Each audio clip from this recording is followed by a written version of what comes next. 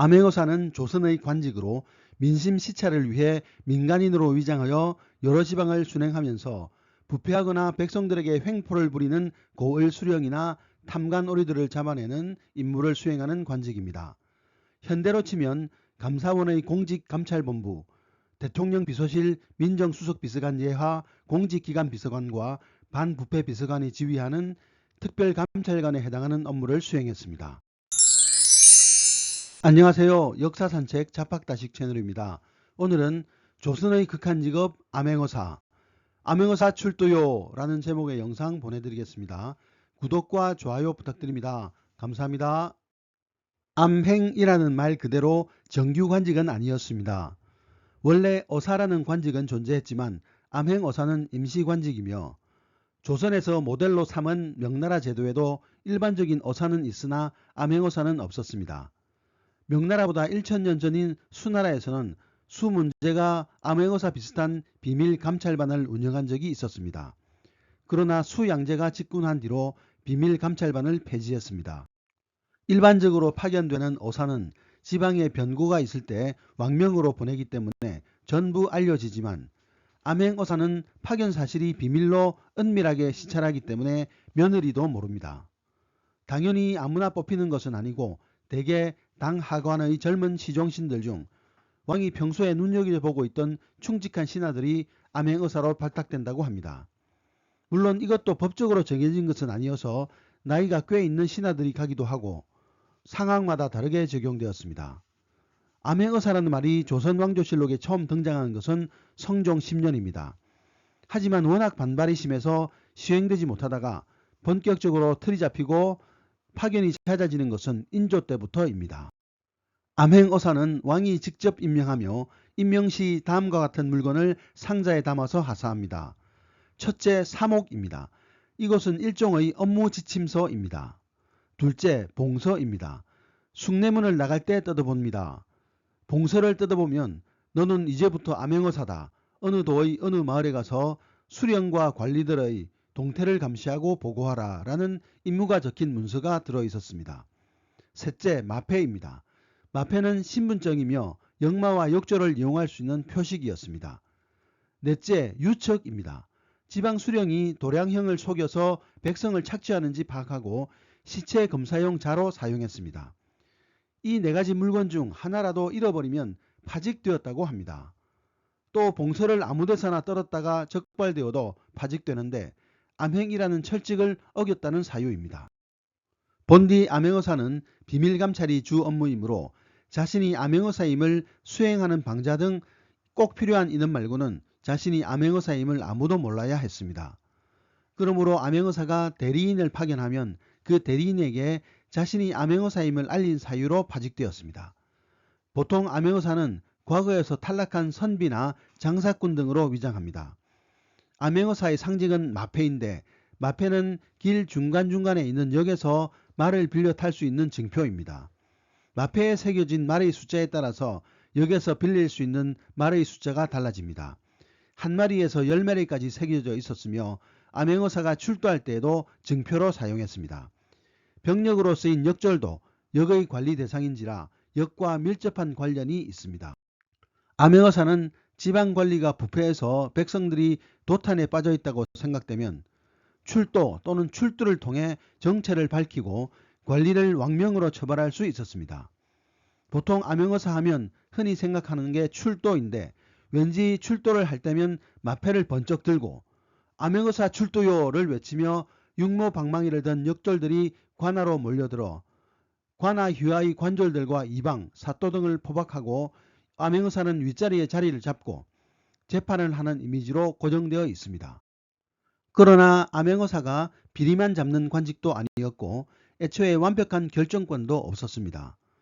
일단 수령의 잘못이 밝혀지면 죄질에 따라서 관인을 빼앗고 봉고 즉 수령의 직무를 정진시킨 다음 임시로 지역의 형벌을 심리하고 백성의 민원도 들었습니다. 임무가 완전히 끝나면 수령의 행적에 대한 보고를 올렸는데 민정과 효자, 연려 등에 대한 미담도 함께 적어서 효자문이나 연려문이 건립되는 계기가 되기도 했습니다. 봉고당한 수령은 보통 관할 감령에 끌려가 수감 뒤 왕명을 기다렸습니다. 암행어사는 왕이 가장 믿는 사람을 직접 뽑아 선발하는 것으로 그 임명과 파견은 모두 임금만의 고유 권한입니다. 선발과 파견도 대단히 신중하게 결정되는 직책이며 권한도 막강해서 임금과 독대할 수 있고 암행어사는 왕의 대리인으로 취급되어집니다. 신하가 암행어사 파견을 추청했다가 주제 넘은 청이라며 책망을 당하거나 파직되는 경우도 있었습니다. 이런 암행어사를 해코지하거나 살해하는 것은 임금에 대한 도전, 즉 역모로 받아들여질 수 있었습니다. 만약 암행어사 파견지의 수령이 봉고 파직당할 것이 두려워 암행어사의 뒤를 캐 죽인다면 봉고 파직으로 끝날 일이 사형은 기본이고 삼족이 멸문지화를 당할 수도 있었습니다. 암행어사로 간택된 이들은 대다수가 문관, 그것도 정치행정을 줄줄이 꿰고 관료제에 숙달된 관료였습니다. 영조실록에 따르면 삼사와 시종 가운데 공정하고 강명한 자를 가려보냄이 원칙이었으며 암행의 질적 수준을 높이기 위해 수령을 지내 사무에 숙달된 자를 뽑았다고 기록하고 있습니다. 수령을 지내지 않은 자는 외방의 물정을 알지 못하기 때문이었습니다. 실존 인물을 예로 들자면 암행어사의 대명사 박문수도 문관이었으며 퇴계 이황, 만포 심환지, 다산 정약용, 추사 김정희도 모두 문관 출신입니다. 암행일지인 서수록을 남긴 문관 출신 박내겸은 아예 40살이 넘어서 암행어사가 되었으며 춘향전에 나오는 이몽룡의 실존 모델인 성이성 또한 문관 출신이었습니다. 물론 무관은 임명이 못된다는 것은 아니었습니다.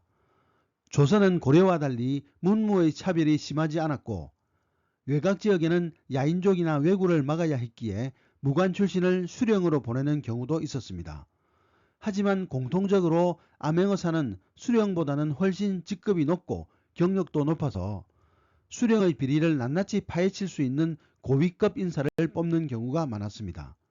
아무래도 직급이 낮은 하위직 관리로는 왕의 권위를 나타내기는 힘들었을 것입니다.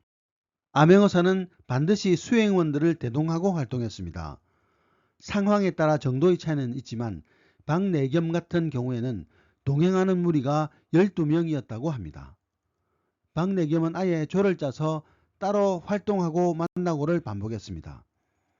해서 암행일지를 저술한 박만정도 6명의 일행을 거느렸으며 심지어 정조실록에는 의사들이 어중이 떠중이들을 데리고 가서 정체가 탄로나니까 정조가 이런 무리의 수행을 금지시킨 일도 있었습니다. 보통 암행의사들은 상단 등 무리를 지어 다니는 집단으로 위장하고 다녔습니다.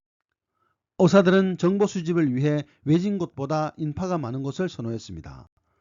소설이나 창작물에서 암행의사가 방자 한 명만을 거느리는 것은 명백한 거짓입니다. 실제로는 아무리 못해도 3명 이상은 데리고 다녔으며 이들 중 일부는 임금에게 올리는 보고서인 장계를 배달하는 임무를 담당했는데 창작물처럼 방자가 1명이었다면 장계를 전달할 수 없었을 것입니다. 또 조선의 지리상 국토가 70%가 산입니다. 특히 강원도, 평안도, 함경도라면 더더욱 산이 많아 산적과 호랑이가 들끓었습니다. 산적은 마패를 보여주면 혹시 살아날 수 있었겠지만 호랑이에게 마패는 그저 쇳덩어리일 뿐입니다.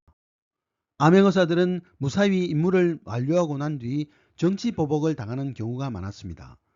다산 정약용은 암행의사 시절 파면당한 경기도 관찰사 서용보에게, 추사 김정희는 김우명에게 미움을 사 훗날 귀양살이를 한 적이 있었습니다.